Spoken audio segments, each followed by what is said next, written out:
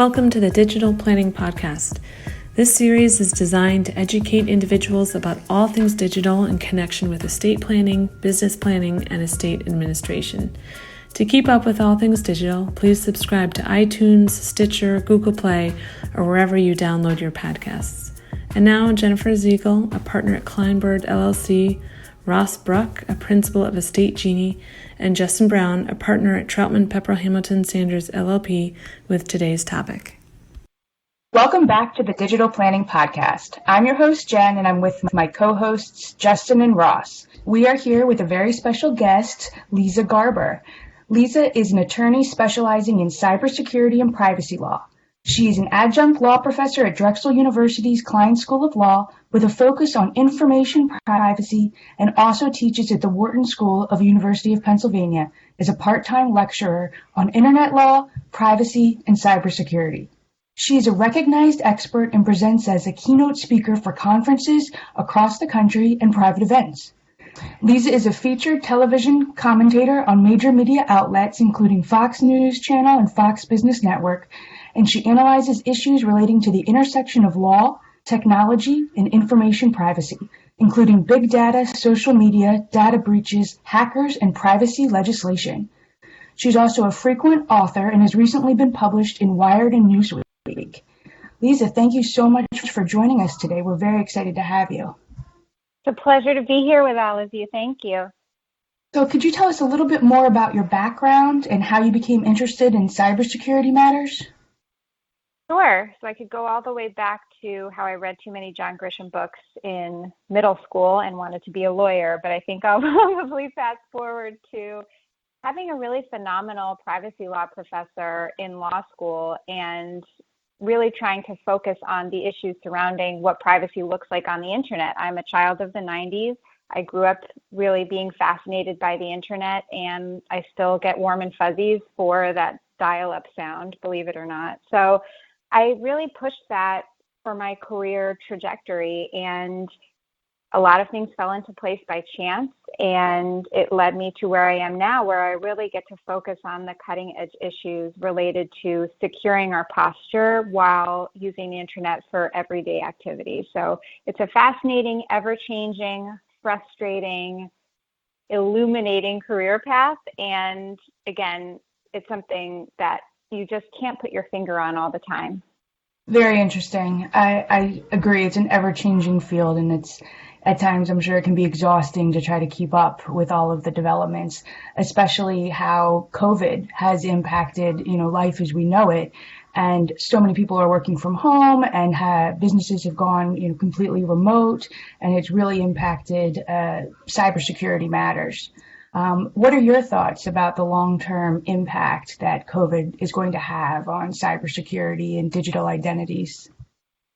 It's a really good question, Jen. And I'll tell you that the course I was teaching at Wharton this past semester moved online halfway through the semester, and the students really adapted pretty quickly to having to work online, participate in Blue Jeans conference calls, and submitting work online, and really trying to change the landscape of what the class looked like to function on the internet.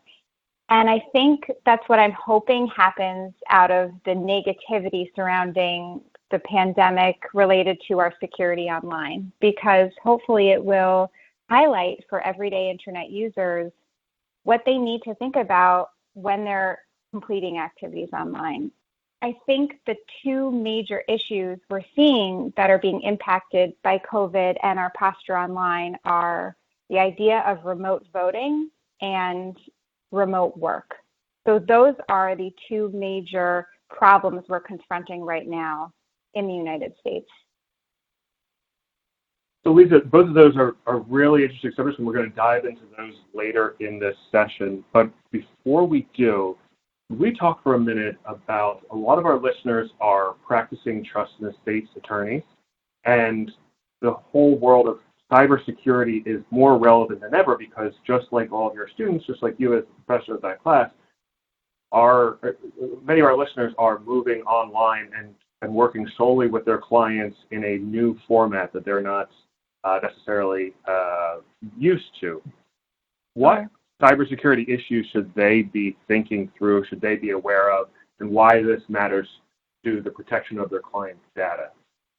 Sure. It's a fascinating and complex time to be operating as an attorney working from home, because you have guidance that came out of Pennsylvania regarding conducting conference calls with clients in front of internet-connected devices. So potentially you have a phone call with your client in front of your smart speaker, your smart fridge, and that's problematic due to our lack of understanding of what's being recorded, who has access to it, and the confidentiality behind that. But then additionally, it's the whole idea of having a truly cyber secure work from home office. So understanding what our Wi-Fi connection looks like. Is it encrypted? Are we able to change the name of the network so that potentially people who might be interested in knowing what our internet traffic and patterns are don't see, hey, this is Leeza Garber's Wi-Fi connection. Let me see if I can try to get in there. And also understanding what best practices are in terms of passwords, in terms of password management software, in terms of how we're actually logging in to our work systems. And there's many issues that we have to get a better understanding of. And some of them appear beyond the scope of just being an attorney. And I think in trust in estates, it's especially clear, especially related to digital planning, because we see it's really clearly illuminated how much of our life is taking place online and what we need to really think about in terms of digital estate planning. It's a phenomenal area you are involved in. Leeza, as an estate planning attorney, one of the things that gets me very nervous is when clients want to give me information about their digital assets or their digital security. What, as an estate planning attorney, should I know about clients giving this information to us? Well, I think it's an important question to ask, and I think it starts off with an understanding that some people think from a personal perspective, we will not be a target for hackers or malicious actors. We're too small, we're not interesting, we don't have enough money, we're just not an attractive target. And in reality, we are all attractive targets.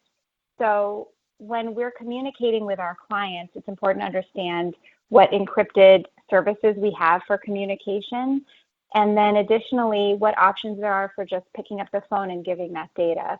I think many of us too easily and readily email really private information, and unfortunately, many companies readily accept it, whether it's getting your taxes prepared and companies not having an option for encrypted messaging, or even just messaging your physical therapist online and saying, hey, I had this issue, here's my insurance card. And these types of transactions happen every day. So it's really understanding from a personal perspective that we have information that is valuable that should be protected. We need to, as attorneys with clients that are communicating with us online, have a conception of cyber hygiene, which is one of my favorite phrases. And in my mind, it's the idea of being vigilant, proactive in a cyber environment. So right now, for many of us, that's a work from home environment. And fortunately, many of us have phenomenal IT staff and dedicated workers for cybersecurity that are helping us regarding our work files, connecting to our online work system.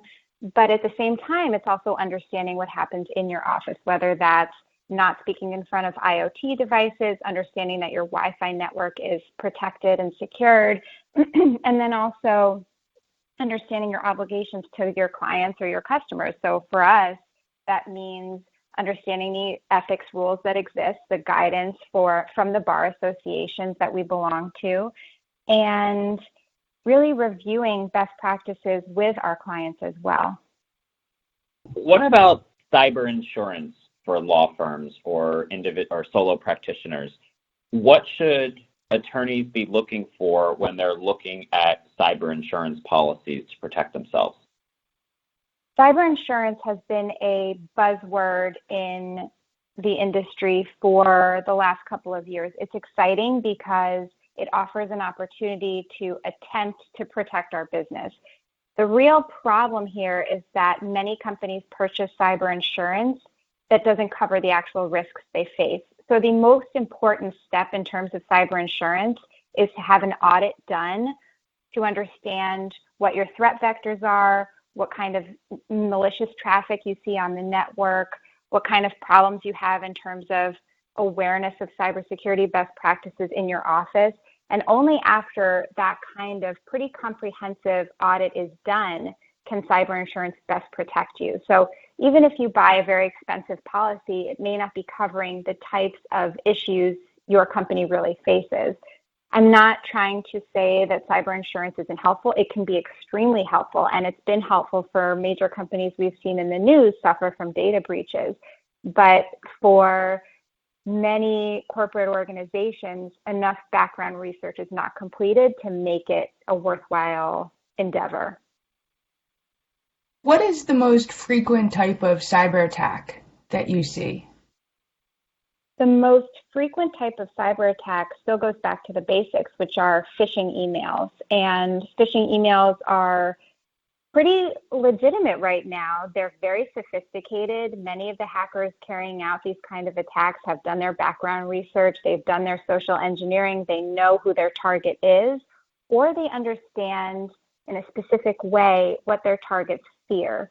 So right now, amidst the coronavirus pandemic, we've seen hackers send phishing emails related to get the most up-to-date data on cases of COVID in your area. Here's where to buy hand sanitizer, toilet paper, PPE, masks, things like that. And so the emails play on fears that we're all facing right now as a community. And they're sophisticated. So these phishing emails usually contain a link to a malicious website that might try to steal your email credentials or other information. And it's something we have to consistently be vigilant regarding. So it's no longer the Nigerian prince scam. These are extremely sophisticated, timely phishing attacks. I've interacted with a number of attorneys who take a wide range of approaches to sending data or receiving data from their clients. Some will send emails with attachments with no protection. Others will put a password protection on an attached document. Others use a third-party website to a vault to allow their clients to access those documents. And those questions are becoming more relevant now more than ever before because of the pandemic situation. Is there a best practice around sharing data with your clients and ensuring that information is protected upon sending and receipt? This is a great question because it highlights two really competing issues, the security and the efficiency. So our clients, I would say on the whole, don't want to deal with all these hassle of extra steps. I mean, I don't think anybody wants the extra steps, and security requires extra steps. So generally speaking, from a security perspective, you want that encrypted messaging service, which requires a separate website, a separate login, another password to remember. But in general, a client might say, hey, I just have this there's nothing in here. I just need you to take a look at this. There's nothing private, and just email it over. So what do you do as an attorney in that situation to try to stop that kind of behavior? And the point is to emphasize there are certain things we have control over and certain things we don't. So why not take that extra step to ensure that we're taking as much control as we can over the safety of this private data that we are entrusted to protect? It's really a dilemma that I think every attorney is facing right now because so much of our practice revolves around the internet. So it's an important question. I would suggest that an encrypted messaging service is really the best way to go. Password protected attachments are a bit of a step down because actually many phishing scams run on the premise of a password protected attachment. So I remember early on in my career seeing examples in the field of potential client saying, hey, I have this document for you to review. If you're interested, get back to me and I'll give you this amount as a retainer. And the problem is once you open the attachment, It asks you to re-log in to whatever email you're using, whether it's Outlook, Gmail, whatever it may be. And that malware actually stores your email credentials. And that's a phishing scam that's been going on for years that is still going strong. So to have that be your core way to send documents back and forth doesn't seem to be the best bet. Leeza, one of the things that I do as an estates attorney is I work with individuals who are administering estates of individuals who have passed away. And in the course of that estate administration, it is not uncommon to run into digital assets that a deceased individual may have. What can we do through forensic investigation to search for those digital assets and to help determine the authenticity of digital assets? Oh, that is a toughie. So digital forensic investigations are extremely important for estate cases, no question. The amount of research that is required really depends obviously on what your client was involved in. But I'd say as long as you're going to a trusted forensic investigator with the background and experience and the tools, there's no question that you can find what you need to. I'm hesitant to give really specific examples, but I can say as long as you have a device of the decedent, so as long as obviously you're estate's attorneys, you know you need legal access, but the computer, the cell phone, those devices can have all of their contents downloaded and searched by a forensic professional, which can be extremely helpful. Now, obviously, this has to be done in a pretty decent time frame because depending on the size of the device, the capacity of the device, things might fall off and get deleted. So it's best to do these kinds of investigations quickly and also tell your clients not to continue using the devices because that could erase certain information. But certainly these kinds of digital forensic investigations happen frequently in all contexts, certainly employment and in the estates context as well. Now, other than contacting a cybersecurity expert, what is the best immediate advice attorneys can be giving to their clients if a client is experiencing a data breach? Well, if you're experiencing a data breach, I'd probably want to couch it in whether it's personal or corporate. So on the corporate side, you'd hopefully have the name of an attorney ready, you'd have a digital forensics firm ready to go, and you'd also have a contact within law enforcement as well. And it depends on what kind of data breach scenario you're working within. So let's say it's ransomware, you would certainly want law enforcement on your side to understand potentially what that process looks like. And then also in terms of what legal obligations you have, you'd want to talk to your attorney. Digital forensic investigation might help figure out what systems potentially could have been touched by such an attack. A data breach in general, you think about Equifax, Target, the major ones. Again, you'd want to talk to your attorney, you'd want to make sure you have the digital forensic professionals available and understand what your obligations are. So that's on a high level. And all of those processes really revolve around the idea of a tabletop exercise, which means basically you are prepared to respond to a data breach as quickly as possible because you have all your resources ready to go. And that also includes having all the relevant policies at hand.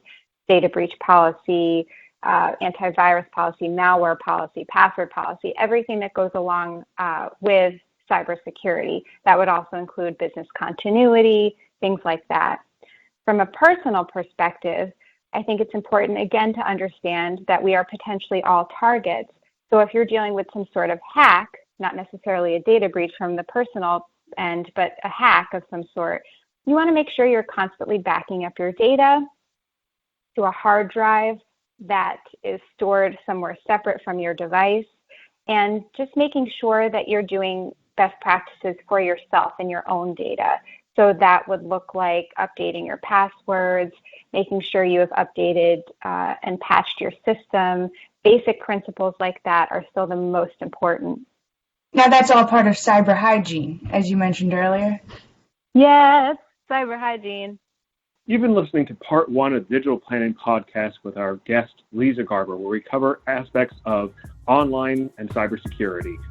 In part 2, we'll dive into online voting and issues surrounding that. Thank you for listening to this episode of the Digital Planning Podcast, the podcast designed to educate individuals about all things digital in connection with estate planning, business planning, and estate administration. Please subscribe to this podcast and leave us a rating or review on iTunes, Stitcher, Google Play, or wherever you download your podcasts. Thanks for joining us. We'll see you next time. This podcast is not intended nor should be relied upon as legal advice, nor is it creating any attorney-client relationship with a listener and the hosts or guests. The information provided is only for educational and informational purposes, and the information provided will likely change.